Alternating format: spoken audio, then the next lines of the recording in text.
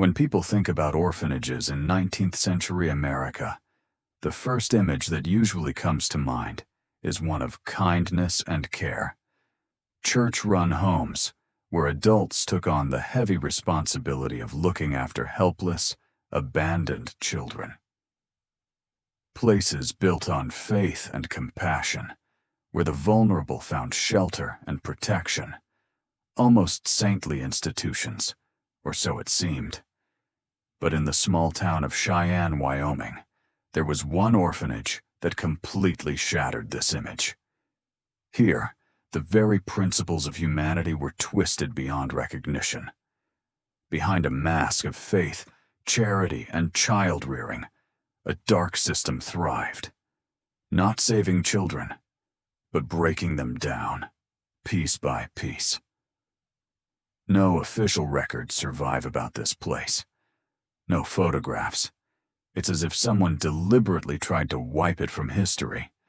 And if not for a chance discovery in the Wyoming State Archives, we might never have known who lived there, or the terror that hung heavy over those walls. This is a story that does not begin with love.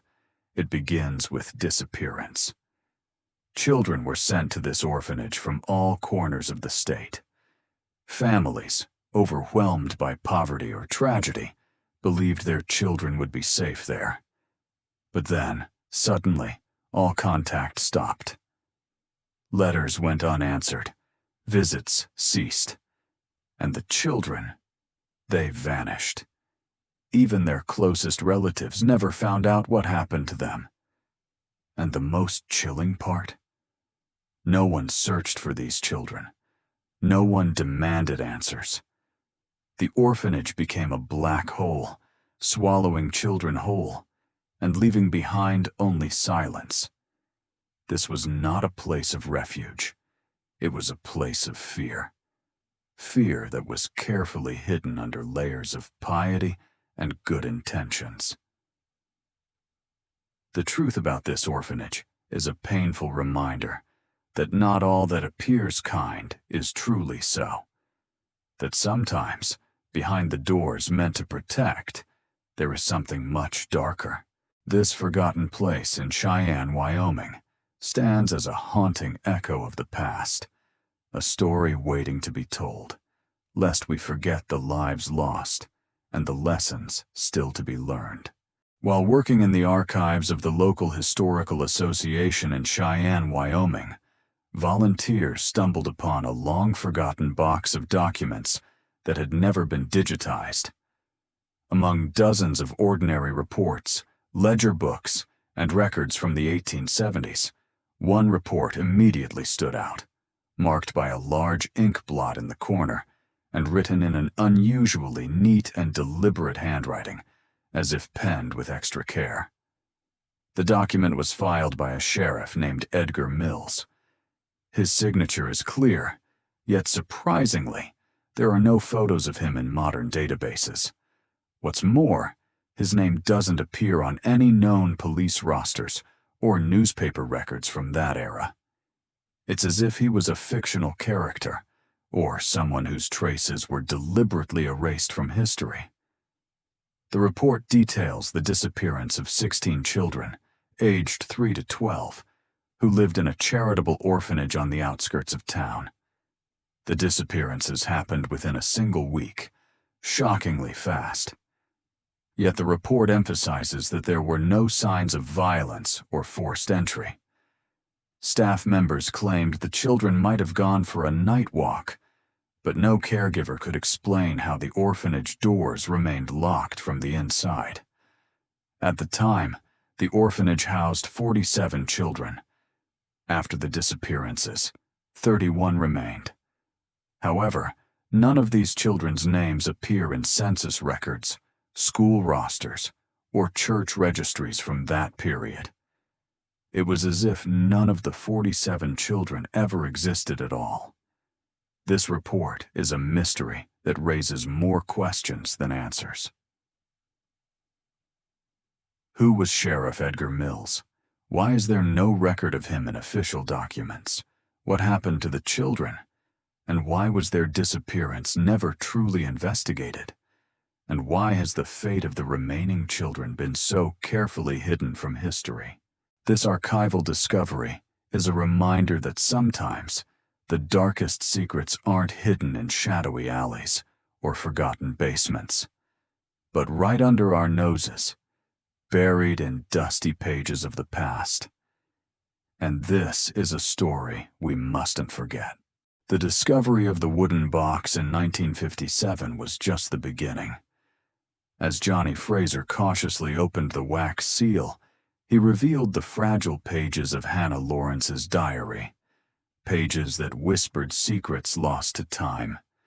Each entry painted a haunting picture of life inside the orphanage, far removed from the comforting image of charity and care. Hannah's descriptions of daily routines, the harsh winters, the meager meals, the strict rules, were mixed with chilling accounts of strange occurrences that no child should endure. The red-haired boy with hollow eyes appeared repeatedly in her writings, a silent watcher in the night. His presence was a constant source of fear, but no one could explain who or what he was. Hannah's fears were compounded by the eerie phone calls from Teacher James, whose voice was often overshadowed by an unearthly song in a language no one understood.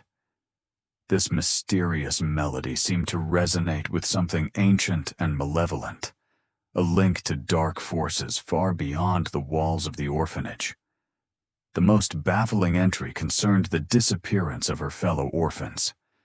Children simply vanished without trace. Beds were found empty, belongings left behind, but no evidence of death or departure. Staff members offered no explanations, only hushed whispers and pointed glances. Hannah's own sense of reality began to fray as she questioned her place in this nightmare. Decades later, historian Rachel Morgan took a keen interest in Hannah's story. Through painstaking analysis, she verified the diary's authenticity and traced its origins to Orphanage No. 4, a place long erased from public memory. Her research uncovered a troubling pattern. The orphanage was not an isolated case. Similar disappearances and unexplained phenomena were reported at boarding schools across several states, often linked by a shadowy figure named Mr. Tennant. Court records from Missouri told of another vanished group of children, with Tennant named as a suspect, or at least a figure of interest. The handwriting in those documents bore a striking resemblance to the diary's entries, suggesting a sinister network of institutions where children disappeared without a trace. Then came the audio recordings from 1972. Professor Howard Singer's sessions with a medium produced disturbing results. The woman's trance-like state revealed visions of the lost children and fragments of an unknown tongue.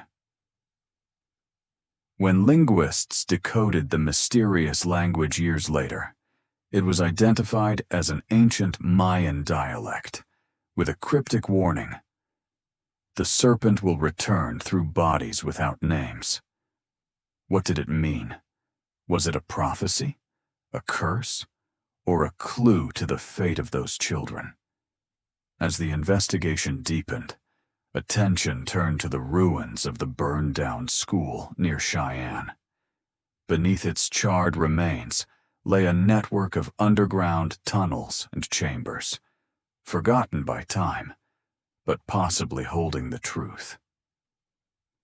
The tunnels were dark and labyrinthine, untouched for over 100 years. Exploring them promised answers, but also risked uncovering horrors best left buried. Who were these children really? Were they victims of neglect, cruelty, or something far worse? And most hauntingly, where were their bodies hidden, if anywhere at all? The story of Hannah Lawrence and the lost children of Cheyenne is more than history. It's a chilling reminder of the darkness that can lurk behind closed doors, and the importance of remembering those who have vanished without a trace. The spring of 2025 marked a turning point in a decades-old mystery surrounding Cheyenne's Orphanage number 444. After nearly a century, a team from the University of Wyoming was finally granted permission to use ground-penetrating radar on the property where the school once stood. The orphanage itself had burned down in 1923, its remains covered with rubble. Over time, an auto repair shop had been built on the site, only to be demolished later, leaving the ground undisturbed for many years. The radar scans revealed strange anomalies beneath the surface, vast underground cavities, carefully shaped with walls still intact. One cavern stretched almost 15 meters long, its exact purpose unknown. By June, excavation work began, and the atmosphere grew tense as the researchers uncovered a heavy iron door buried deep underground. It was unlike any door seen before. Without handles or hinges, it appeared to have been cast directly into the concrete, its sole purpose seemingly to imprison what lay behind it.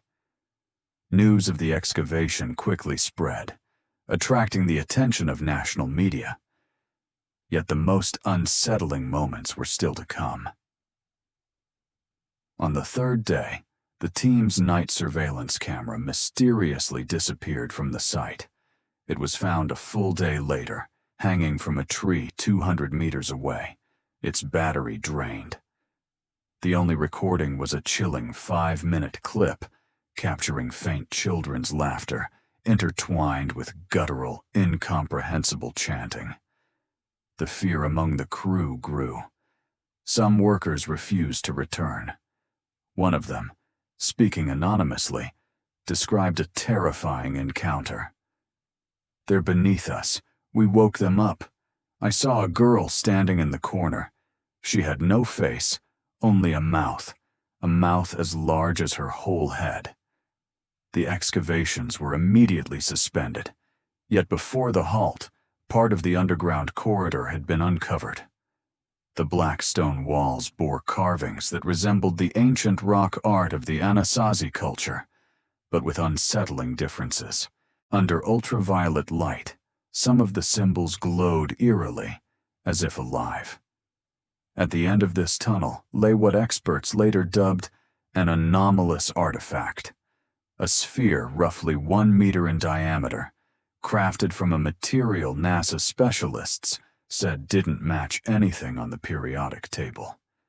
Its surface was flawlessly smooth, yet when a microphone was placed near it, a faint hum emerged, matching the frequency of low-frequency radio signals used by the U.S. military in the 1970s. An artifact from the early 1900s, a sound from the Cold War era, a material that defied earthly science. Just 2 weeks after the sphere's discovery, the excavation site was abruptly shut down. The university announced budget overruns as the official reason. But archaeology professor Marcus Espinoza, who was part of the team and later dismissed, revealed a darker truth. We were ordered to stop. Men without insignia came, confiscated all our data. They claimed it was a matter of national security. But I believe they were scared. Scared we might uncover something that has already found us. Since then, whispers have spread throughout Cheyenne about the faceless girl, a mysterious figure sighted in different corners of the county. Reports speak of children's laughter in the woods, unexplained knocking in abandoned buildings, and footprints appearing and vanishing without trace. The investigation now turns toward unraveling the identity of the red mark, a child seen in old photographs. Witnesses say he's not just alive, he's searching. and it seems that he has already found someone. The name Red Mark first emerged from the shadows of an old photo album belonging to Hatcher, a local historian whose collection included many images from the early 20th century. Among the sepia-toned faces was a striking photo of a boy with bright red hair. What caught the eye immediately was the strange mark on his forehead, an upside-down number 7, glowing faintly even in the faded print. Below the photo, written in a neat but haunting script, was the phrase, "The one who opens." At first glance, this seemed like an artistic flourish, perhaps a nickname or a symbolic title. But as more and more reports surfaced, the significance of the mark grew chillingly real. Starting from late 2024, strange events began unfolding across Wyoming, Colorado, and Nebraska. Elderly citizens living alone spoke of a red-haired boy standing silently outside their windows in the dead of night, sometimes for hours. Young couples, moved by curiosity or unease, heard footsteps pacing in their attics, though no one was ever found. Security cameras malfunctioned without explanation at the exact moments this slender figure appeared nearby, as if the boy's presence interfered with the devices. In every account, witnesses described the same unsettling detail. The boy's hair was a vivid, unnatural shade of red, and on his forehead glowed the same inverted 7-shaped mark seen in the photograph. One of these witnesses, Jennifer Cole, is a 72-year-old resident at a veterans' home in Laramie. She shared her story with us. "He looked right at me, but his eyes, he didn't have eyes like a normal person. It was like he could see everything I ever did, every mistake. Yet his smile wasn't angry or mean, just like he had seen it all before, like this wasn't new to him." To explore whether this figure was real or a shared hallucination, we turned to a curious piece of evidence, an old tape linked to the diary of Hannah Lawrence, the girl who once lived at Orphanage number 4. On this tape, around 6 minutes in, a distorted phrase in an unrecognizable language plays. Desperate to understand, we consulted a team of cryptographers and linguists. One expert, Professor Martin Haller, suggested a startling interpretation. This isn't a conventional language. It's a series of commands, or keys. Repeating these phrases triggers specific responses. It's as though the recording is communicating with someone, or something. Just days after this breakthrough, Professor Haller suffered a fatal heart attack. The medical report cited a rare aneurysm, but a cryptic note was found on his desk. Red came. He liked me. The investigation took an even darker turn. When we ran the faces from the old photos through facial recognition software, the algorithm made an astonishing match. The boy known as the Red Mark bore a 94% resemblance to a real child who vanished in Utah in 2012. His name was Owen Green. His disappearance was strange. His parents reported he had stopped sleeping, and then one night simply disappeared, leaving a mysterious mark on the wall shaped like an inverted 7. Was it coincidence? The odds say no. But the ultimate mystery remains. Who or what is the Red Mark? Is he one of the 32 missing children, their harbinger, or is he something far more terrifying? A presence sealed away beneath the orphanage's ruins, now come back to walk among us. The final fragment of audio captured before the excavation was halted offers a haunting clue. It's a child's voice, clear and deliberate, as if speaking directly to the listener. "You're looking in the wrong place. We are already here." This story leaves us suspended between disbelief and dread. Too many unexplained facts, too many eerie coincidences to dismiss as mere fiction. Yet the truth remains elusive. Was Cheyenne Orphanage number 4 a site of forgotten tragedy, or was it a carefully concealed experiment, erased from history? Did these children truly exist, or are they a collective nightmare, born from fear of what we cannot understand? Skeptics will dismiss it as folklore, paranoia, and archival gaps. Believers in the paranormal will insist we've touched something ancient and powerful. Perhaps the reality lies somewhere in between. One thing is clear. They never wanted us to find out. And now that their story is out, they might be coming for you. 3 weeks after our investigation was published, and as the views surpassed 1 million, the messages started pouring in. Hundreds of them. At first, they appeared in the comments. Then they flooded our private inbox. People began sharing stories. Some recognized the name Hannah Lawrence from tales told by their grandmothers. Others sent old school photos where, in a corner, stood a girl who looked like the Whisperer. And then, one user, who signed as H4TCH3R, sent us an audio file. The file was named Orphan's Last Wov. The accompanying note contained just one line. This is the recording Hatcher was never allowed to publish. We immediately handed the file over to audio analysis specialists. The original source was tape, roughly dated to the 1960s, but layered with digital processing. The recording lasted 18 minutes. Most of it was silence, but at exactly 14 minutes and 27 seconds, a sharp, piercing squeal burst forth. An ultrasound tone, felt more by the body than by the ears. After the squeal came whispering voices. Several, all children. The phrases were blurred, as if a mix of languages, or something not entirely human. Yet, through the digital noise, one phrase stood out clearly. He is not locked in the school. The school was the key.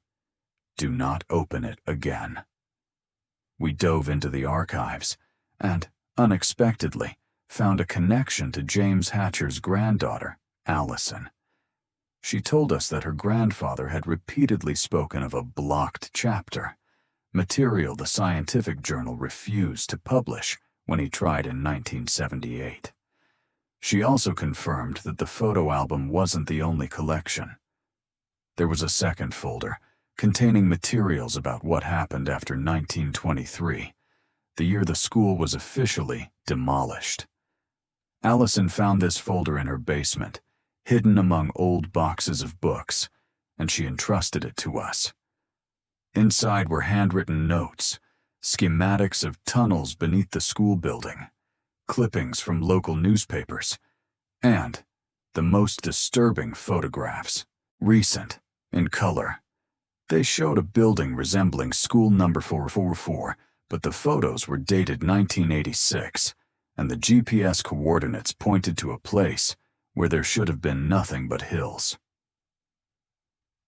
We went there. What we found defies explanation. Moss-covered foundation ruins, traces of melted metal on stones, and the symbol, the very same. An inverted 7 carved into the inner side of a stone slab. Around it, the earth looked scorched, as if burned. We did not dig any deeper. Now, nearly a century after the disappearance of Cheyenne Orphanage number 4, we stand once more on the edge of an abyss. After all parts of this investigation were published, we received a letter, a physical letter. No stamp, no return address. Inside was only one item, a photograph. It showed our entire production team. The picture was taken by us for the cover image, only this time, next to us, stood another figure, one that had not been there originally, a boy with red hair. In the corner, a handwritten note. "Thank you for freeing us. The deeper truth, and what it means, remains obscured. Who or what is R7? The red mark, the boy who vanished decades ago, the key to a secret so profound it has been buried beneath the layers of history, fear, and silence. The chilling implication is that these children, or whatever they have become, were trapped, not just in a place, but in time. And now, freed by our uncovering of the past, they are no longer confined." This raises terrifying questions. Have we unwittingly opened a door that should have remained sealed? What exactly was locked away beneath the orphanage? And what will happen now that the veil between then and now, between seen and unseen, has been lifted? We face stories that blend folklore, government secrets, and unexplained phenomena. There is no neat conclusion, no comforting explanation. Instead, there is an invitation, or a warning. They are here. They have been waiting. And the mark they bear is more than just a symbol. It is a sign. Further testimonies followed. More people came forward, sharing experiences of strange figures in their towns. Children with red hair appearing in the shadows, silent footsteps echoing in empty rooms, whispers carried on the wind. One man described a fleeting glimpse in the forest, a girl with no face, but a mouth large enough to consume a whole face, standing silently in a corner. Another woman recounted hearing childlike laughter in the dead of night, accompanied by guttural, unintelligible speech. Every account added weight to the mystery. The official explanations, budget cuts, archaeological dead ends, now felt like thin veils hiding something much darker. What was Cheyenne Orphanage number 4? An abandoned school, a site of tragedy, or a sealed prison for something ancient and unknown? The tunnels beneath it, the strange glowing symbols resembling Anasazi petroglyphs, but twisted beyond recognition, the alien sphere made of unknown materials, all point to a truth too enormous and unsettling for most to accept. And now, as you read this, they may be watching. The children who vanished. The boy with the red mark. The voices on the tape. They are no longer confined to old photographs or forgotten basements. They exist in the spaces between reality and nightmare. You might see them in your dreams, hear their whispers in the night, feel their presence when you are alone. Because once freed, they do not remain hidden for long. This investigation was never just about the past. It is a story about what lurks beneath our world, waiting, watching, and perhaps coming for us next. It's been over a month since we received that photograph. Debates still rage within the team. Was it a fake, a trick of the light, or had someone hacked the server and inserted the silhouette of a boy into our archival image? At some point, we stopped trying to explain it rationally. Maybe we didn't want the answer anymore. That's when I got the call. No number, no name, just unknown caller. On the other end, silence. Then, a voice. "You're the skeptic, right? Who is this? You wanted answers. Who are you? Then listen." Click. And then, the phrase, the same one we heard in Hatcher's recording. "He is not locked in the school. The school was the key. Do not open it again." A short, electronic tone followed. Then silence. My phone hasn't worked since. No charging, no SIM, no diagnostic tool can detect it. It's as if the insides were burned out from within. I tried to rationalize it. Overheating, stress, a clever prank. But that same night, a letter arrived at my old mailing address, handwritten in ballpoint pen. The handwriting? Familiar. I was wrong. They didn't want to escape. They were waiting. Thank you for being their voice, but now they're no longer alone. 7. Since then, small things began to happen, insignificant on their own, but together, unsettling. Our editing software froze. Twice. Exactly at 14:27. Drafts began auto-saving under strange file names. Those who listen. R7 speaks. Behind the mirror. Files I never created. One of our team members quit the project after his 3-year-old daughter began having conversations with the boy in the window. They live on the 3rd floor. We didn't plan to make another episode. We wanted to walk away. We tried to close the case, but everything changed when a viewer sent us something unexpected. A map, hand-drawn by his grandfather. The map depicted an underground network, tunnels, shafts, chambers. At the center was a marking, R7. Next to it, a handwritten note. The cycle begins in November. Sometimes, journalism stops being an investigation and becomes an invitation. You dig into shadows long enough, and eventually, the shadows begin to dig into you. We don't know how much of this story is real, but we know this much. Someone wants us to keep going. Someone else wants us to stop. But they are already here. November is coming. If you hear something at night, a whisper, a knock, a child laughing in the dark, don't answer. Don't ask. Just turn off the lights. Post-release addendum. After the last entry aired, the response from viewers shifted. It was no longer simple curiosity. There was urgency. A man from Greeley, Colorado claimed his house began smelling like smoke at exactly 14:27 every day. He lives alone. There's no fireplace. Another message came from a nurse in Casper, Wyoming. She said an elderly patient, after weeks of silence, whispered in her ear just before midnight. They opened it again. He's walking now, she said, and his eyes turned completely black before he died, minutes later. We also received a short video clip from a traffic cam in rural Nebraska. The footage was grainy, distorted, and for a split second, a childlike figure with glowing marks on its forehead appears behind a stopped car. Frame-by-frame analysis couldn't determine the source. The figure was only visible for 0.7 seconds, but everyone who viewed it reported nausea, headaches, or dizziness afterward. There is a pattern, and it's accelerating.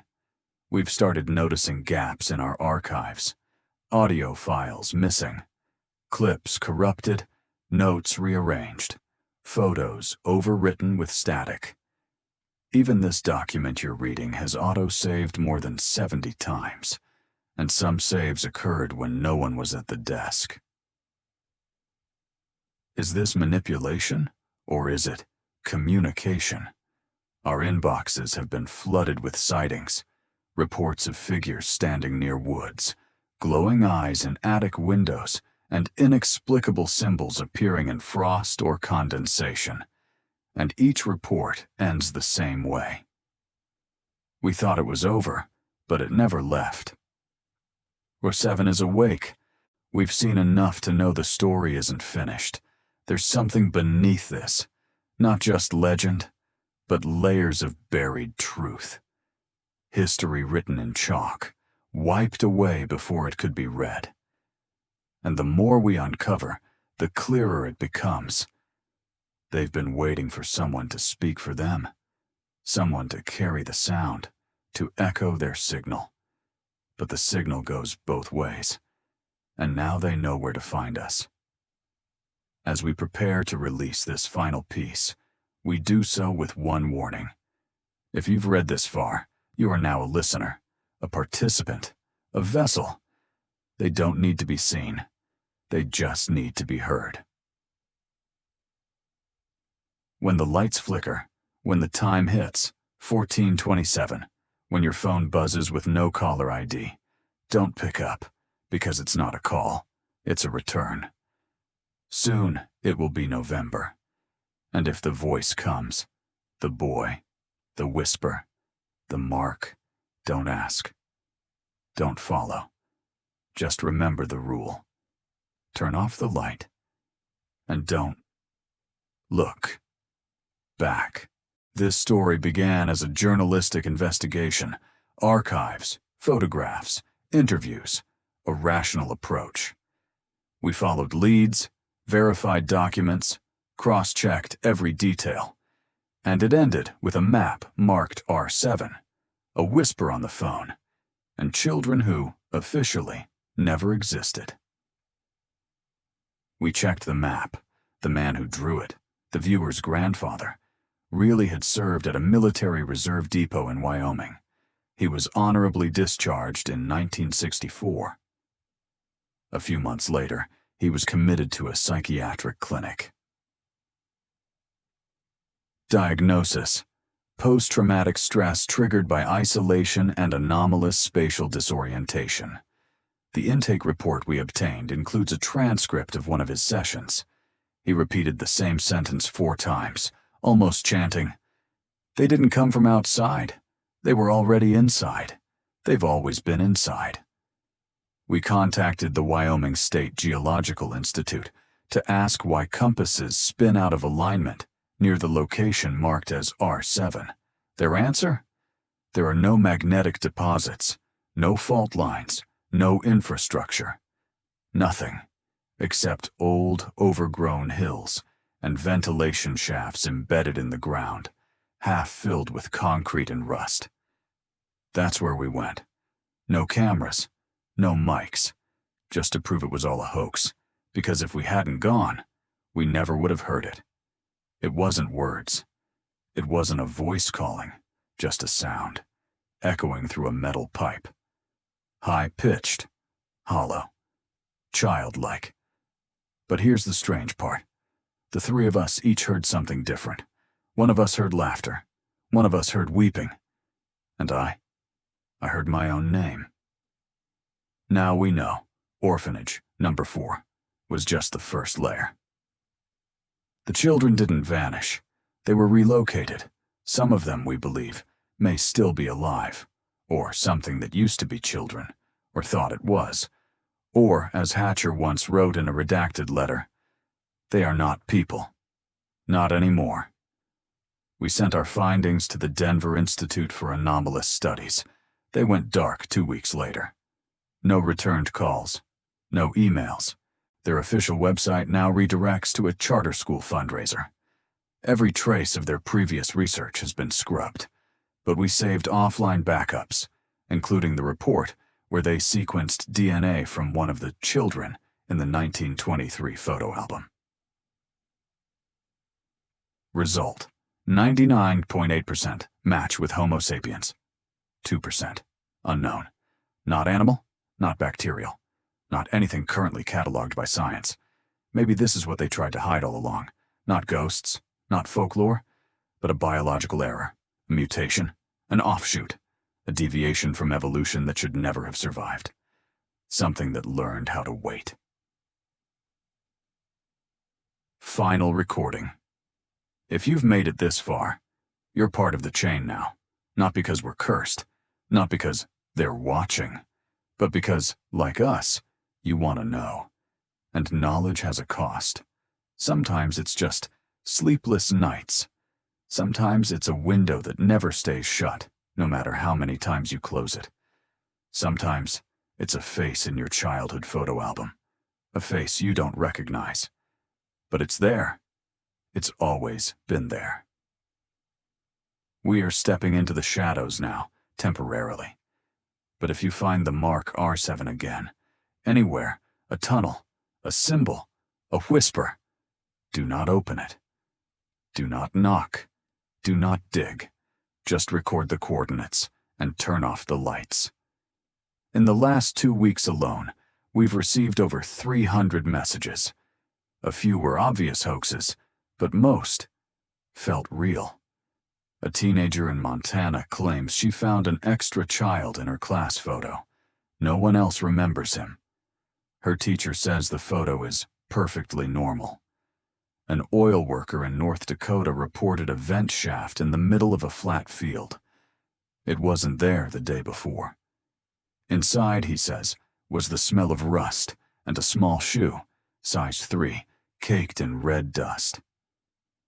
A woman in Northern California says her smart speaker started talking at 2:27 a.m., just one sentence, in a child's voice.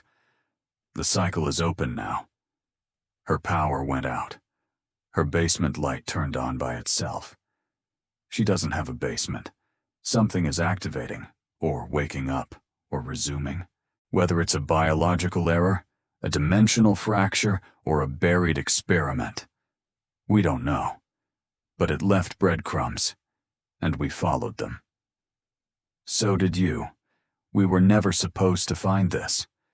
But now that we have, they know you're listening, and they've been listening back.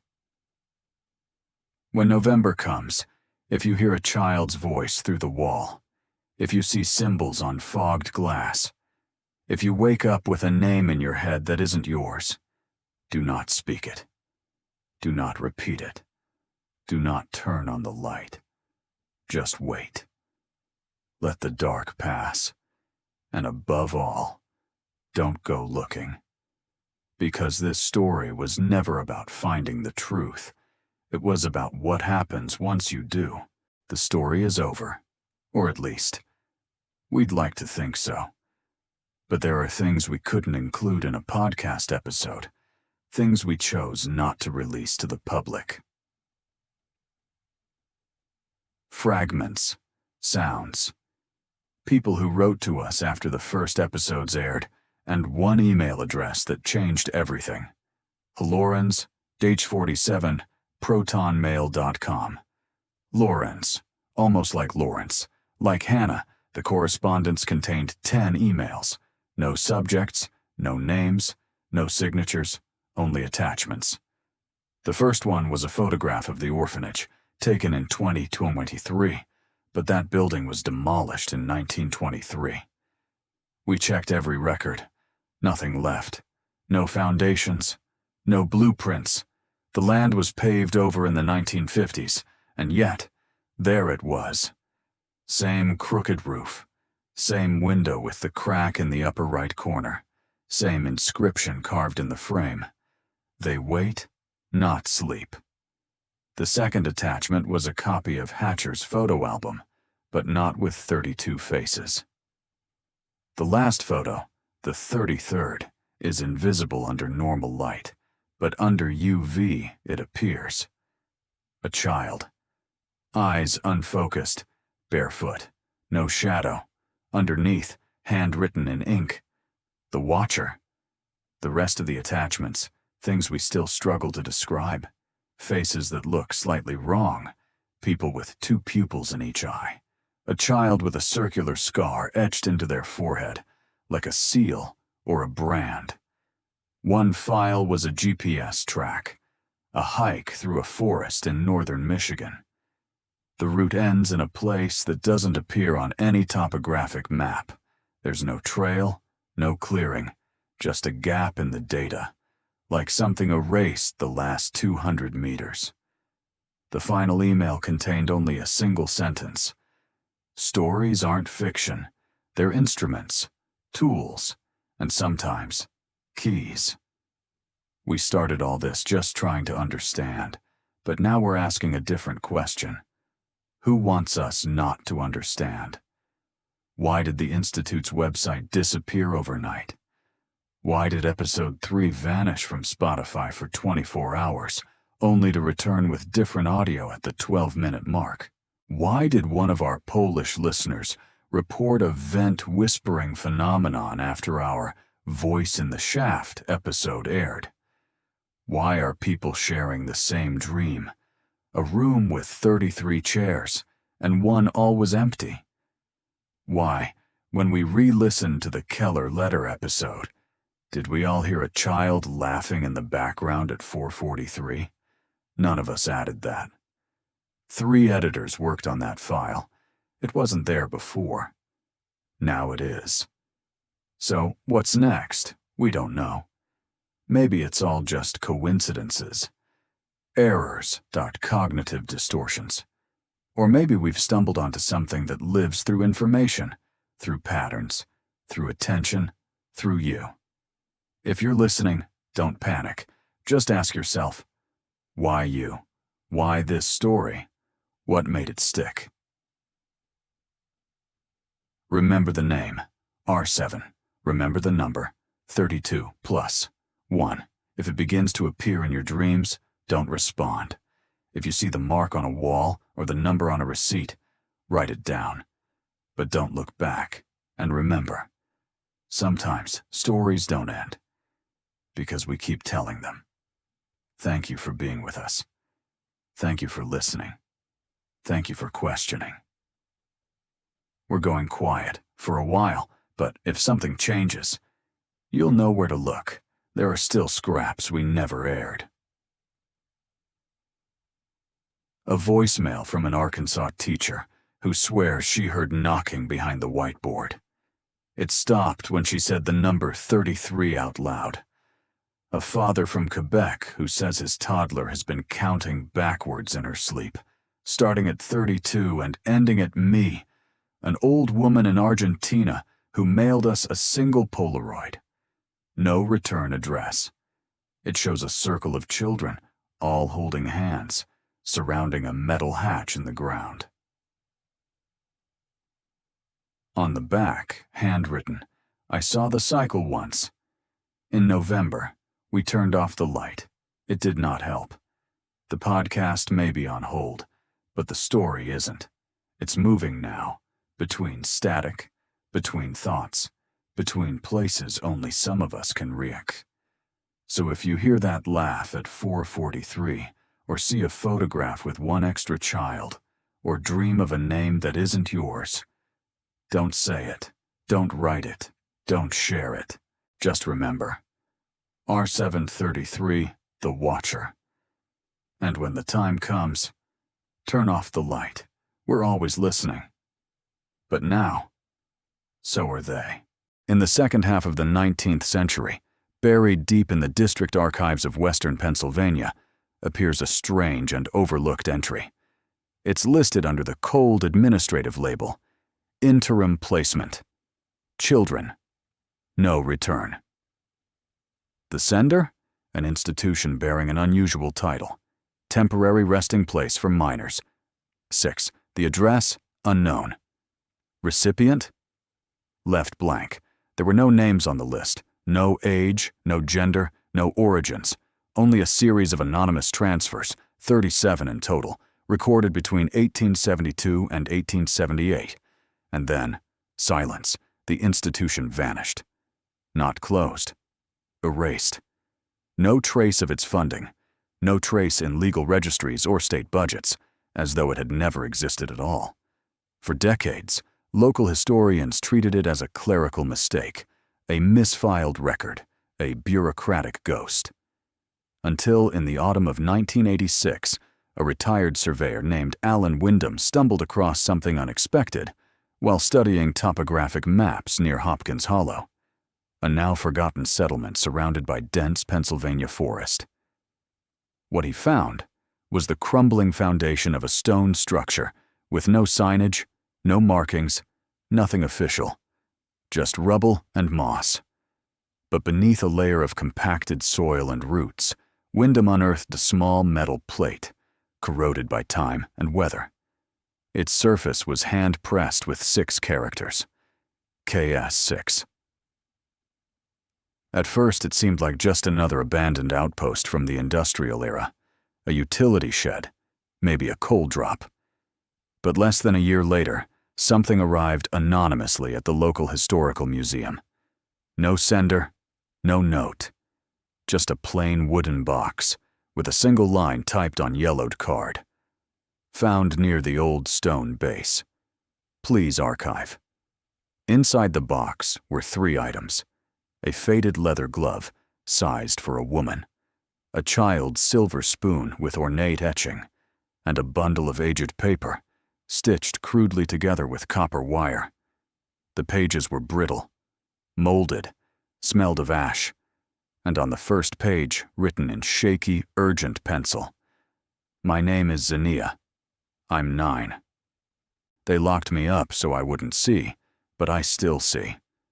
No one named Zania appears in any known census or church registry from Pennsylvania during that time. No missing persons, no family records.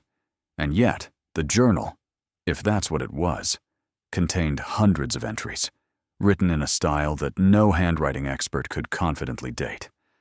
The script was erratic, sometimes childish, sometimes disturbingly articulate. The pages did not describe days or events. They recorded images, symbols, the same ones, over and over. Circles, interlocking triangles, eyes with no pupils, runes that matched no known alphabet.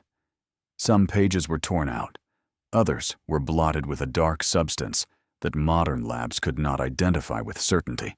Organic, possibly, but not human blood, at least not fully. But what caught the attention of later researchers, and what continues to haunt independent investigations, was a recurring sequence. 6 marks, always in the same order. Later dubbed the Zania Code, the symbols appear not only on the last page of the journal, but also scratched inside the lid of the wooden box. They weren't just part of the journal, they were part of the place. The same 6 symbols were discovered etched into the stone walls of the old foundation at Hopkins Hollow.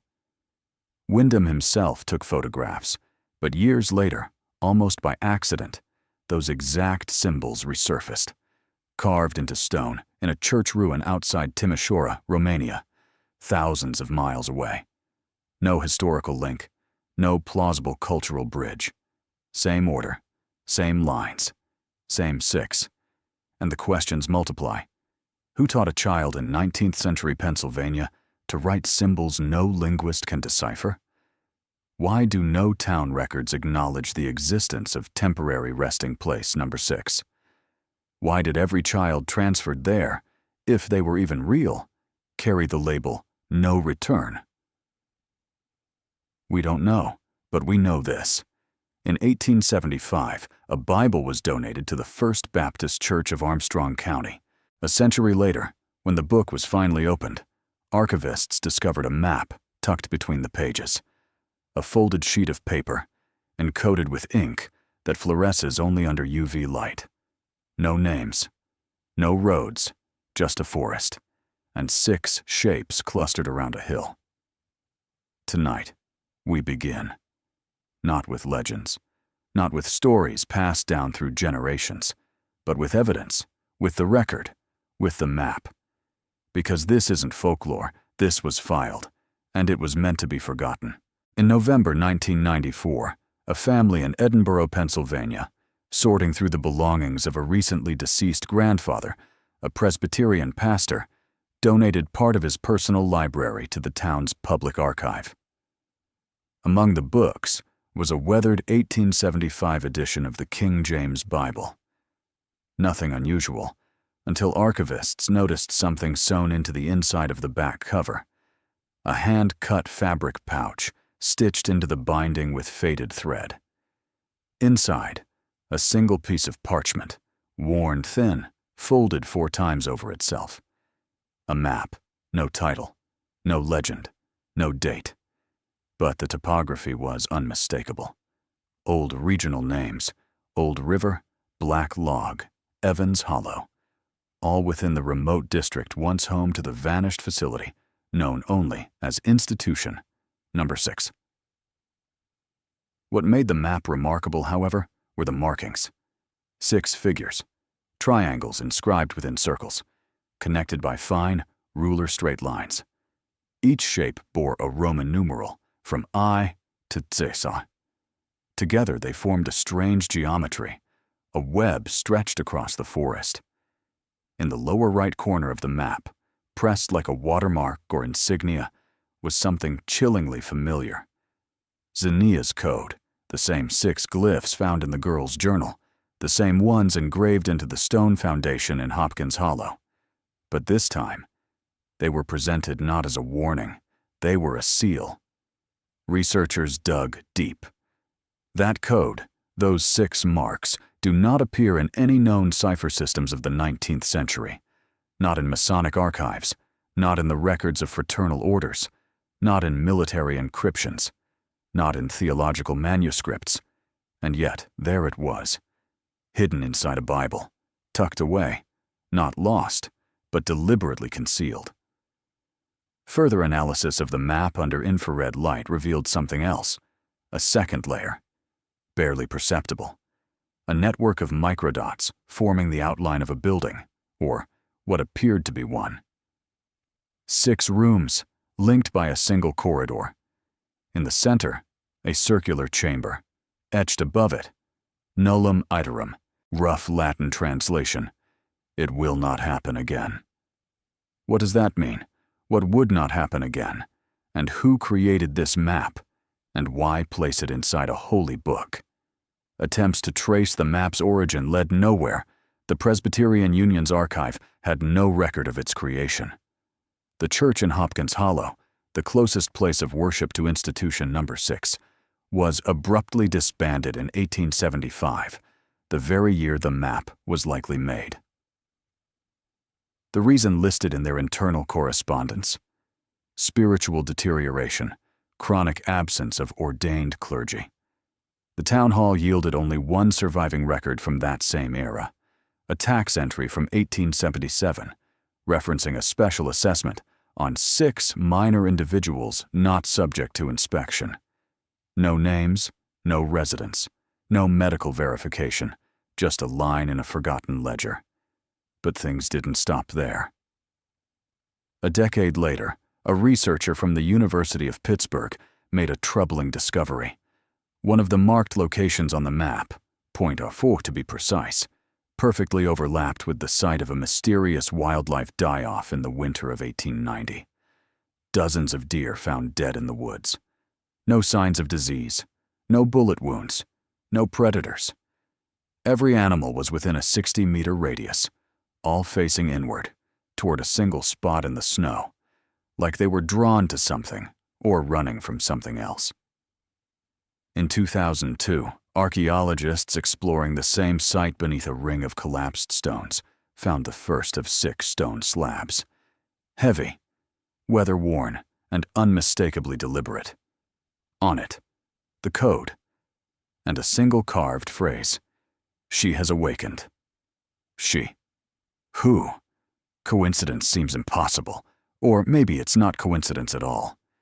Maybe this is what happens when something is meant to be buried, but refuses to stay hidden. When history isn't just forgotten, it's suppressed, and the question we must ask now isn't what happened at site number 6, but who made sure we'd never find out. Among forgotten case files in the Tioga County Archives, Pennsylvania, a lacquered oak case was discovered, locked and long unexamined. Inside, a tightly rolled scroll bearing the seal, "Internal Correspondence for Authorized Use Only." The sender, Edward Mason, Senior Overseer of the Juvenile Adaptation Service under the Bureau of Ethnic Interrelation. Date: October 1876. Mason does not appear in any official registries, government rosters, or municipal employee logs from the era. Yet his personnel file, buried in the same cabinet, contained maps, photographs, handwritten reports, and coded messages. All of them concerned a single subject: the transfer of Subject 9 from Facility Number 6 to the Tioga shelter.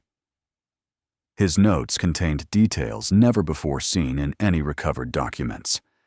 Mason described the child as non-fixable by optical plate, meaning no photographic image could be successfully captured. Every attempt resulted in a distorted blur, as if the emulsion refused to hold the light. Even a stationary tripod yielded nothing. The only surviving depiction was a charcoal sketch enclosed in the file, a childlike silhouette, absent of facial features, with disproportionately elongated hands. The route taken during the transfer was encoded in Mason's reports as the Path of Six. At each waypoint, the escort team left a sign, an unmarked cross driven into the ground and covered with lime. Based on the decoded coordinates, these 6 stops formed a near-perfect hexagon, each side measuring approximately 42 kilometers. The most disturbing entry in Mason's report describes Subject 9's behavior upon arrival. He did not speak, he did not sleep. But each morning, we found the furniture in his room had changed position, though the door remained locked from the inside. When we attempted entry, the doorknob burned our hands, as if it had been pressed by fire. Mason demanded that Subject 9 be placed into immediate isolation. He further recommended that Corridor E be sealed without delay, and all access to the lower repository suspended until further notice.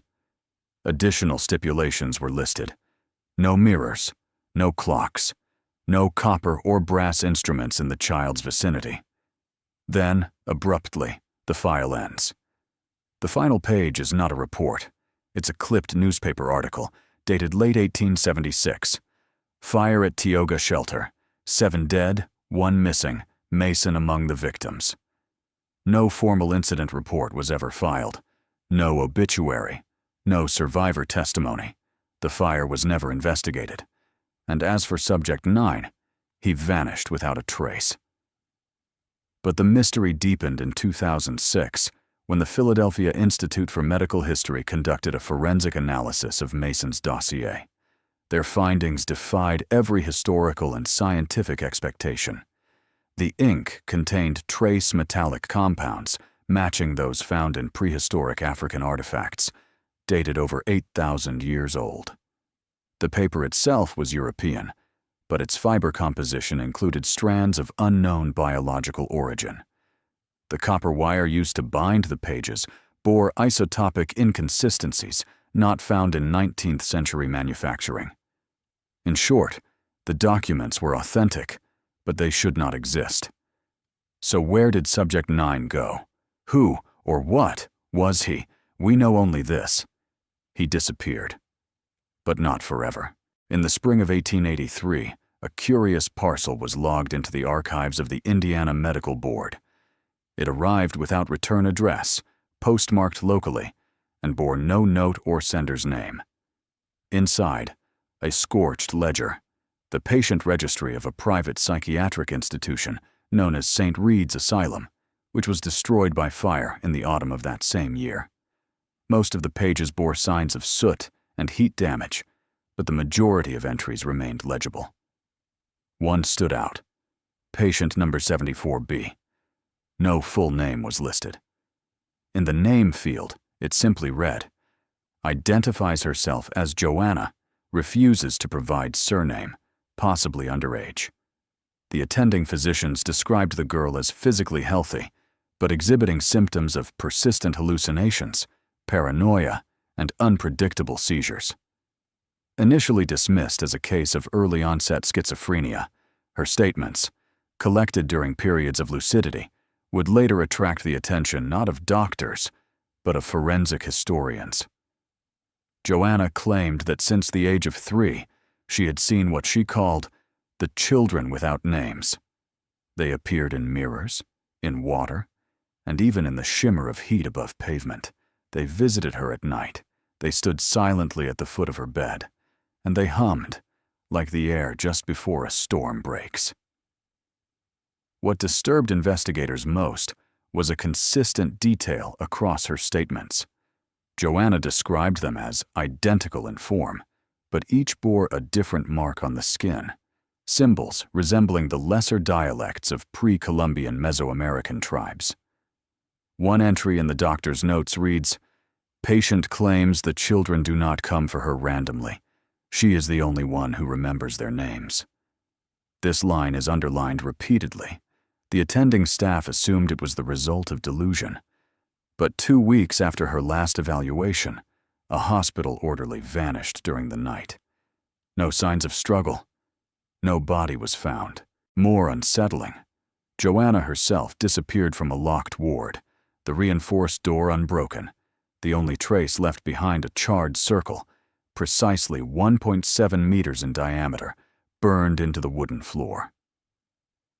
The internal investigation, as noted in the surviving pages, was thorough, but never concluded publicly. 3 months later, St. Reed's burned to the ground. Cause: undetermined. All staff and patients were presumed dead, except for one physician, Dr. Harold S. Broomwick. He vanished 1 week before the fire. No resignation, no travel records. All that remained was a single note, handwritten and unsigned. They are not children. They are reverberations. What's left of something ancient, and I no longer know which of us is observing the other. The case of 74B would have remained buried, a tragic anomaly, if not for what surfaced 20 years later, in New Mexico, in 1903. Not in a hospital, not in a town, but deep beneath a canyon plateau, during an excavation of a buried Anasazi ceremonial chamber.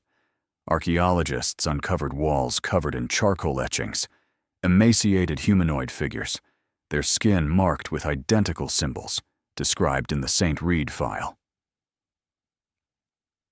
No other traces of those glyphs existed in any known Anasazi language, but one symbol was found repeatedly near the chamber's central altar. 74B. It wasn't carved like the others. It was branded, scorched into the stone. In 1891, at a confidential conference convened by the Chicago Ethnographic Institute, a peculiar map was unveiled to an exclusive group of scholars and researchers. The map's creator was Dr. August Mason, a seasoned field researcher who had dedicated more than a decade to studying vanishing indigenous tribes scattered across the Great Plains of North America. Initially titled The Zones of Silence, the map was subsequently renamed Quiet Points to better capture the enigmatic phenomena it depicted. This map identified 14 distinct regions across the continent, where local residents had long reported inexplicable temporary disappearances of sound, moments when all ambient noise ceased entirely. This wasn't merely an absence of speech or human-made sounds. It was a total nullification of every auditory signal: the rustling of the wind, the buzzing of insects, footsteps on earth, all reduced to absolute silence. These bouts of auditory blackout varied in duration, sometimes lasting mere seconds, other times stretching for hours. Witnesses consistently described experiencing acute disorientation, vivid hallucinations, and temporary lapses in memory during these episodes. What made the phenomenon all the more unsettling was the frequent proximity of these silent zones to institutions housing children, orphanages, boarding schools, or churches caring for abandoned minors. One particularly notable quiet point was situated within Laramie County, exactly where, about 20 years later, a school known as Educational Institution No. 4 would be established. But this detail was only the surface of a far more complex and disturbing enigma. Fast forward to 1902. In southern Utah, in the ruins of a deserted Mormon settlement known as Hebrew, investigators uncovered a startling find. Scratched into the wooden walls of an old home were cryptic symbols that bore an uncanny resemblance to those documented in the medical files of a patient known only as 74B at the St. Reed Psychiatric Clinic. This house had been deliberately set ablaze, officially at the behest of the local diocese, citing concerns over profane and corrupted content. Yet, before the destruction, independent researcher Professor Lawrence Farrell had managed to meticulously copy a large portion of the wall inscriptions. His detailed comparative study yielded a shocking conclusion. These symbols were not the invention of 19th-century settlers or vandals. Instead, many bore striking similarities to the complex logograms of the ancient Olmec language, an extinct civilization that flourished more than a millennium BCE. Farrell's analysis did not stop there. He cross-referenced these quiet points with historical records of missing children in the corresponding regions. What emerged was a chilling pattern. Between 1860 and 1900, all 14 zones documented a total of 32 disappearances of minors. None were ever found. There were no witnesses, no rational explanations, or leads. All these children shared commonalities. Each was an orphan under the guardianship of either government institutions or religious organizations. Their ages clustered tightly between 9 and 12 years old. Even more eerily, every child's name began with one of the first 7 letters of the Latin alphabet, A through G. By the time Farrell had pieced together this unsettling puzzle, a new name had entered the fray. Hannah Lawrence, a young girl featured in a now famous photo album, whose diary provided a crucial key to unraveling the mystery. Farrell sought to deliver his research to Yale University for further study, but tragically never made it. He died in a devastating train accident while traveling from New Mexico, and his suitcase containing irreplaceable copies of his work vanished without a trace. The only surviving remnants were a duplicate of the map and a letter Farrell had sent in advance to the library at Syracuse University. It is from these fragments that Hannah's journey was painstakingly reconstructed, shedding light on a hidden, disturbing chapter of North American history, one marked by silence, loss, and secrets buried deep beneath the surface. October 11, 1896. This is the date where all threads, all clues, and all fears converge, captured in fragments of letters, reports, and diaries uncovered over recent decades. On this day, the orphanage in Laramie, the very place where 32 children were held, vanished not just from the map, but from memory itself. Yet before that happened, one final record remained. The last page of Hannah Lawrence's diary, the girl first seen in the faded photo from the Hatcher album, does not contain a story, but rather a list. Nurse Janice did not come. Father Harvey left in the morning, but no one saw how. Ella, silent for 2 days, won't open her eyes. Miss Rose sings to herself in the basement. The director locked the doors from inside today. We hear the school breathing. The sound doesn't leave. It waits. They said there will be a count today, the last day before awakening. The final line is smeared, as if written by a hand trembling from cold or fear. Beneath it is a stain. Researchers claim it is blood, but laboratories have failed to determine its origin. The biomaterial does not match any known blood group, neither human nor animal. Between October 11 and 13, anomalies were recorded around the school. The Laramie weather station registered a sudden temperature drop of 17 degrees Celsius overnight, despite the region experiencing a warm autumn. Atmospheric pressure fell to levels comparable to a thunderstorm front, though the sky remained clear. During the same days, telegraph communication ceased. The Cheyenne station was silent for 36 hours. No telegraph operator could establish contact with Laramie. The station's signal restored itself inexplicably. That same night, locals reported a prolonged hum resembling the sound of an organ coming from the plains. Some spoke of vibrations shaking the walls of their homes. Others described a sensation of being watched.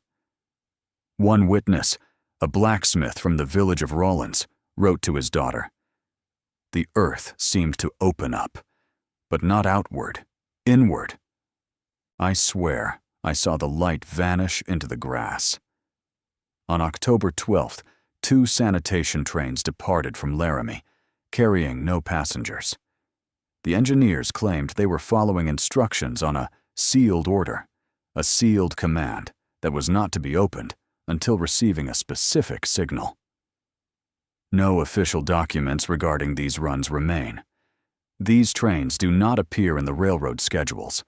They exist only in the memories of those who saw them. By October 20th, the school was officially declared non-existent. This is the phrase used in the governor's report. 1 month later, the entire site was buried under earth, leaving no trace of the building. The school archives were classified under a security clearance typically reserved for strategic military installations. Access was restricted until 2090. Only crumbs remain.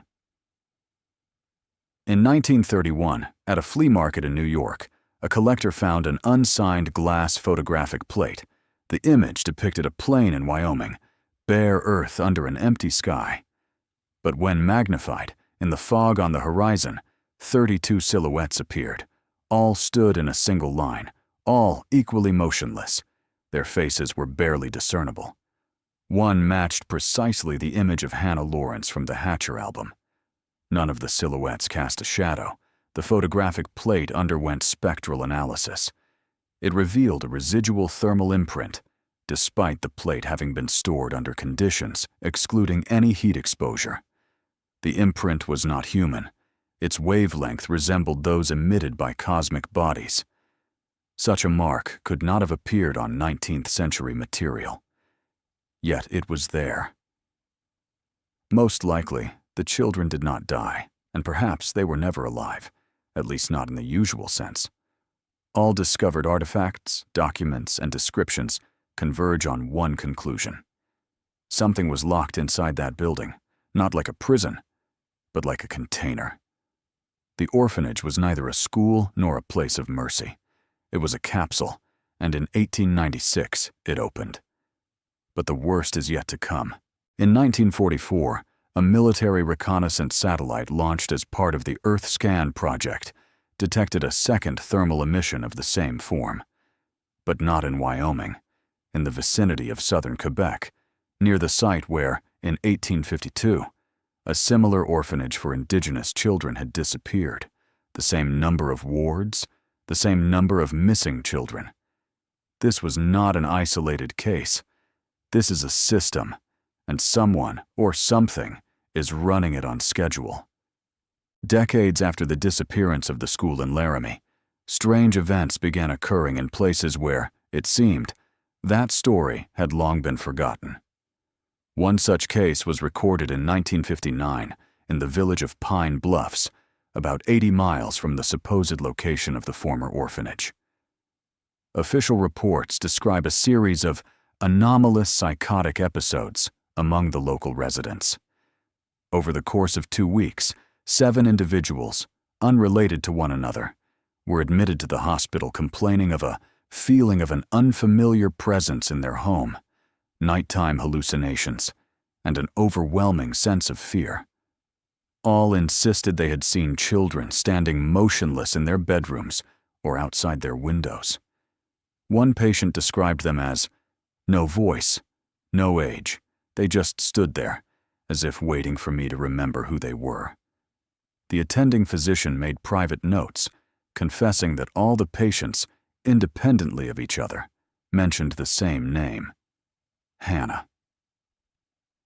That same year, a forest ranger named Arthur Sloan discovered a group of children deep in the woods near Pine Bluffs. He claimed they were dressed in late 19th century clothing, did not speak, but one of them handed him an object, an old metal tag engraved with the number 32-4 Cheyenne. When Sloan returned with backup, the children were gone. The tag was later confiscated by the military. Its analysis was never made public. In 1960, at St. Thomas School in Denver, elementary students reported strange sightings involving a mirror installed in a hallway. They claimed that in the reflection, they saw children who were not physically present in the school. The teacher, Miss Harper, later reported finding a collection of carefully arranged objects beneath the mirror one morning: a handmade doll, a pocket watch, and a diary. The diary's pages were blank except for one, which bore the inscription, "I have returned." This paper was sent to the Archdiocese archives, where it remains under restricted access to this day. The next incident occurred in 1974 at a private psychiatric clinic in Montana. There, a woman who had been considered mute since childhood suddenly awoke from a catatonic state.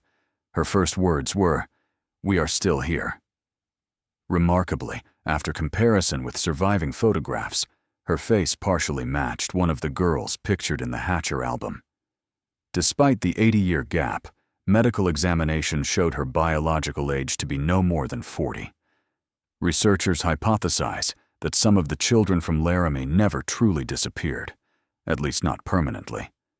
Their presence can be traced through symbols, coincidences, and mentions. All these cases share a common thread. The appearance of these children is never accompanied by aggression, only silence, stillness, and a sensation of time slipping away among witnesses. The most unsettling part of these stories is not that the children have returned.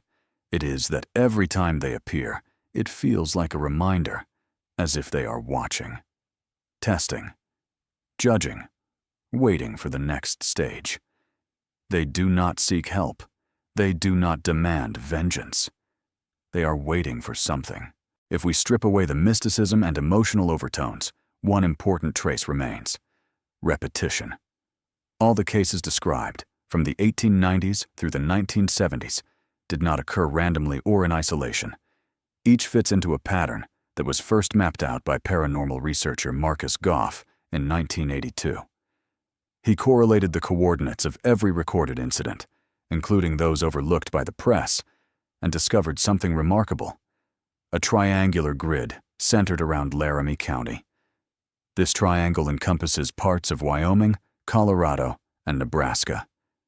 At its vertices lie old geological fault zones, now dormant but once active. When examining archival data on the area's magnetic field, researchers noted recurring anomalies occurring approximately every 27 years. These included spikes in electromagnetic radiation and subtle fluctuations in the Earth's crust that were not accompanied by earthquakes. It was as if something beneath the surface was awakening regularly, but never fully emerging. When the researchers overlaid this triangular grid onto a map from the 1800s, dating back to before the orphanage was built, before the railroad, and before the forced relocations of indigenous peoples, they made a startling discovery. At the very center of the triangle was a ritual sanctuary of the Cheyenne people, known as the Land of the Living Portals. According to ethnographic records, this was a sacred place where priests could see those who do not age. For a long time, historians regarded this as metaphorical language, yet these same words appear in the oral traditions of three other tribes: the Arapaho, Lakota, and Crow. All mention ageless children who appeared at the crossings between eras. In these legends, the children never spoke. They were messengers, signs, and sometimes punishment. By a strange coincidence, the dates associated with these children's appearances correspond precisely with the peaks of anomalies on Goff's energy map. Everything aligns: location, timing, and phenomena. Adding to this, there is one final observation. In 1991, NASA satellite imagery detected an underground structure approximately 300 meters beneath the former orphanage site. The government issued no official statement. However, an independent laboratory at Berkeley analyzed soil samples from the area and found traces of charred human bone fragments dating back more than 200 years. Not from the 20th century, not from the 19th, from the 18th century and earlier. This raises a profound question. Could it be that the orphanage was not built by accident? That the children brought there were not random victims, but part of a far older, deliberate ritual? And that those who established the orphanage were fully aware of the true nature of the place, On most surviving maps and blueprints from the late 19th century, the orphanage in Laramie County is marked plainly as Educational Facility, Type A4. However, when researchers attempted to uncover who exactly designed the building, strange anomalies emerged. The only construction contract found, signed in 1887, bears the name Arthur J. Ames, an architect from Denver. Yet, in the Colorado archives, where his professional footprint should have been recorded, there is no evidence of any other building linked to that name. No license, no biography, not even a registration in any builder's guild. In essence, this man did not exist. Nonetheless, in 2022, a historian from Utah stumbled upon a private collection containing an album of architectural drawings, missing its cover. Inside were detailed plans of the Laramie Orphanage, signed by hand as A.J. Ames. But what intrigued experts most was not the signature, it was the structure of the building itself. Overlaying the floor plan with an illustration taken from the 1863 book, Demonic Signs of the Old West, reveals an almost perfect match with one of the known magical containment schemes. Such diagrams are rare in folklore. They were usually drawn by shamans or alchemists to isolate an entity that defies the laws of nature. Unlike portal-opening sigils, these were designed specifically to seal and contain. The four corners of the building align precisely with the four protective nodes of the scheme. The ward's rooms are evenly distributed along a circular perimeter, resembling sealed rings. The most peculiar feature is the center of the building, officially designated in the documents as an inner garden. Yet in no surviving photographs is this garden visible. Moreover, all interviews with former local residents concur. No one ever saw this garden. It was as if it existed only on paper. Now, for the most startling detail, affixed to the back page of the blueprint album was a faded note, penned in a different handwriting. They awakened ahead of schedule. We will not hold them. I tried my best. I hope the next iteration will succeed. Do not open until 2137. This inscription seems to confirm several hypotheses at once. First, the orphanage was intended not for education, but as a containment facility.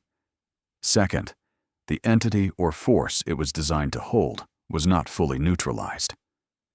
Third, the building was merely one iteration, one of several attempts to restrain something that was meant to remain dormant for centuries. But what exactly was being held here, and who designed this sealed fortress under a false name? At this point, a threat emerges that transcends mere historical curiosity. If Arthur Ames's calculations are correct, then a new cycle of activity, including an energy surge and potential awakening, is due no later than 2037. The final question remains: will we manage to understand what we are truly facing before it returns? After months of studying, cross-referencing archives, and consulting with independent historians, esoteric scholars, and physicists, we arrive at a hypothesis that, on the surface, sounds like madness.